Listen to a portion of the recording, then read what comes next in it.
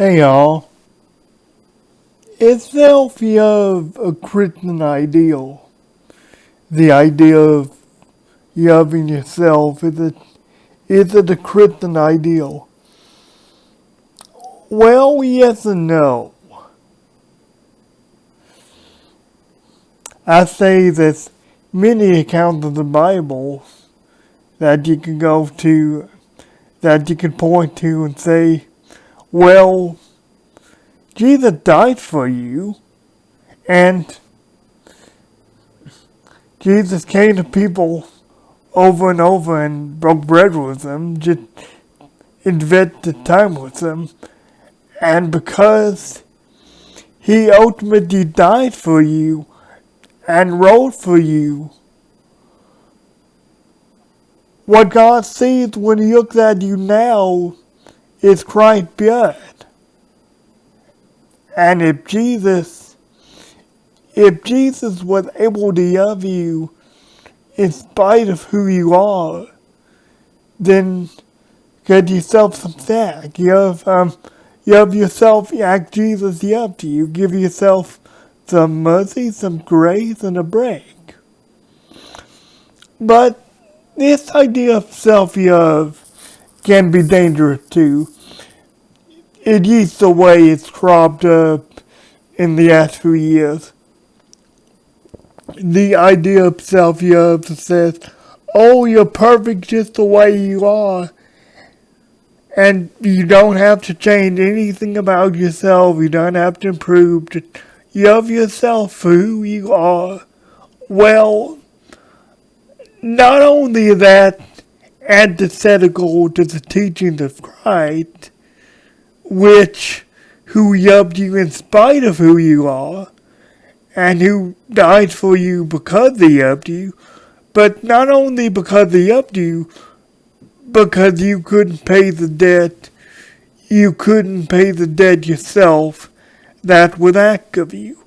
Not only is that antithetical to the teaching of Christ and the essence of Christ's journey, the essence of Christ's death and resurrection, that's also dangerous from a human perspective.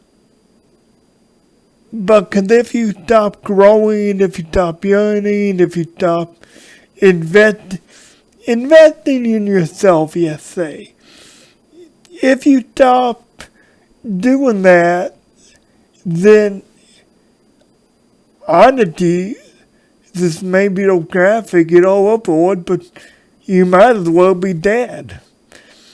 I mean, if you stop doing that, you're probably going to be depressed. You're probably going to be, oh, what's next for me? I don't know. I don't have any motivation. I don't have any plan. I'm just gonna sit here and enjoy life as it comes. And you're probably going to be depressed about that, I say, because that's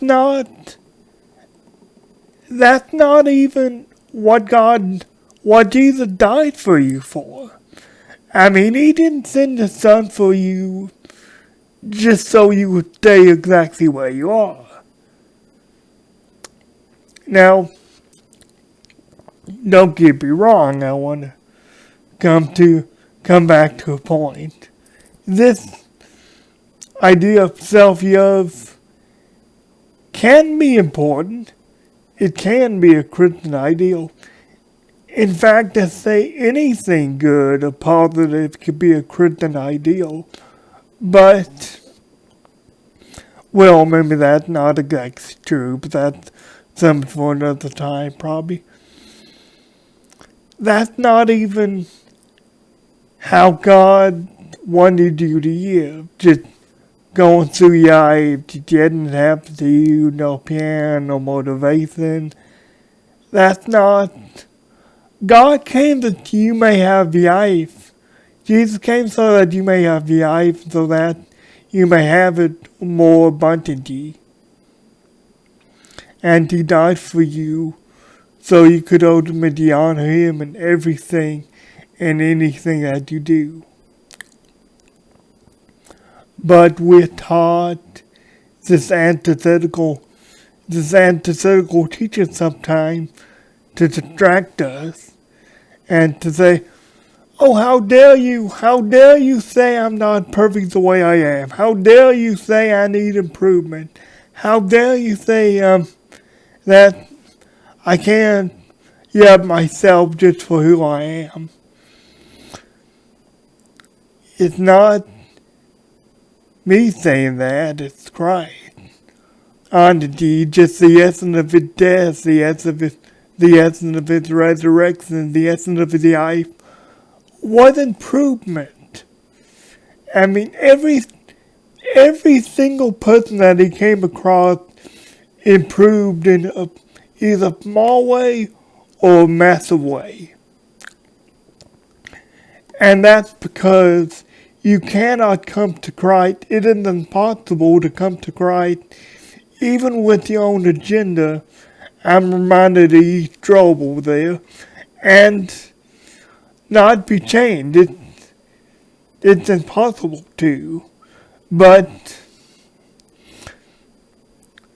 ultimately, the devil and evil want this concept, self-love, concept, self-identification oddity. So you'll stop doing what God wanted to do. You'll stop improving. You'll stop yearning. You'll stop growing. And ultimately, off that, you won't find any need for Christ. Because if you're in Christ, you want to grow. You want to improve. You want to do something more. You want to, even if it's just the smallest of things, the smallest of improvements, the smallest of steps moving forward, you want to take them because you're in Christ. And you want to take them because Christ gave you the passion for improvement. Christ gave you the tools because you have a goal to work towards. Because of his ultimate death and resurrection, you have a goal to work towards now. If you fall into the trap of loving yourself too much, you don't have a goal to work towards. You're just quote unquote happy with the way things are right now. And that ultimately will lead to destruction. I mean, that could ultimately lead to suicidal thoughts, depression, stuff like that. And that is nowhere near the life God wanted for you. And if you know someone like that, hey, you're okay. You're okay the way you are. I'm not saying you're not. But you don't have any motivation. Let me give you the motivation or a purpose that can only be found in Christ. Because if you trust him with that, if you go to him with that, it'll change your life. I can't say what the specific outcome would be. I can tell you what the ultimate outcome would be. That you get better and you ultimately have the fulfillment of self-improvement. But as for the specifics, everyone does respond to Christ in that situation, just a little differently and in a unique and special way, because Christ did make you unique. I mean, Christ did make you special. Not so you could be happy with who you are, not so that you can be content with who you are and just have no motivation, no drive moving forward.